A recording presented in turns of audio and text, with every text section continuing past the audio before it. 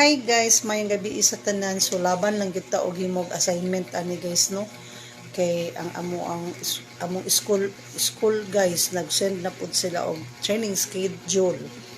Bitaw Nag-send na pud og training schedule ang school and naami klase next week and third week and fourth week sa April. So nara ilang descend guys o para matuong mo guys. Okay.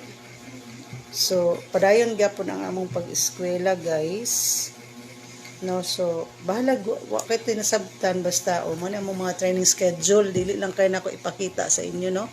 So naay Hong Kong, naay Suwon, na sa laing nasod ang uban nga mga estudyante sa Pilipinas may ka group 1, 2, 3, 4, 5, 6. 6 na lang may ka group na po yung mga chef.